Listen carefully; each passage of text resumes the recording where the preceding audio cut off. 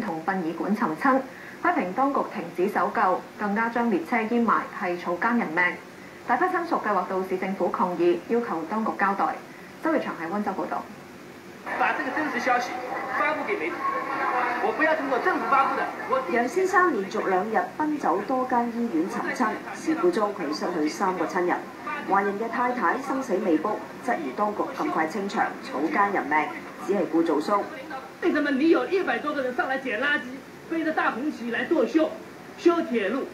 當然通車固然重要，難道我們的老百姓的生命就不重要嗎？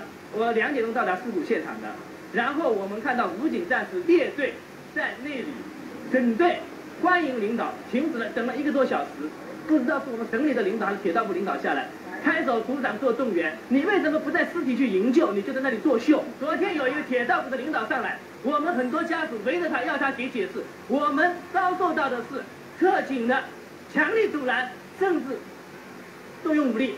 為什麼你保護的人民警察，你保護的不是我們人民的生命安全，保護的就是領導的一點點毫毛之威呢？我們強烈的抗議這個我們要把第一信息就是要爆料上去。政府不讓開發布會，我個人都要出錢開發布會。楊生話：冇人協助佢哋尋找失蹤親人，信息混亂，佢亦都唔靠當局，發動咗200個同鄉嚟到溫州協助。最後喺殯儀館揾到太太嘅遺體，一屍2命。好似楊先生咁嘅家屬有10幾個，部分人長手喺度認屍，希望盡快確認失蹤親人係生係死。佢哋批評政府搜救草率，由楊先生代表大控訴。先把這個下決策停止施救的人，讓政府先給我們交出來，是誰下的這個決策？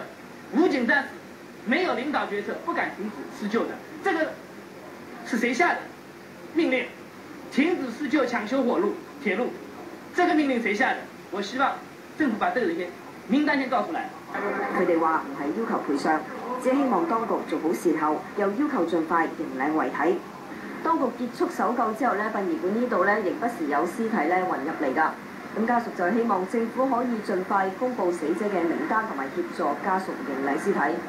立法會電視記者周月祥喺浙江溫州報導。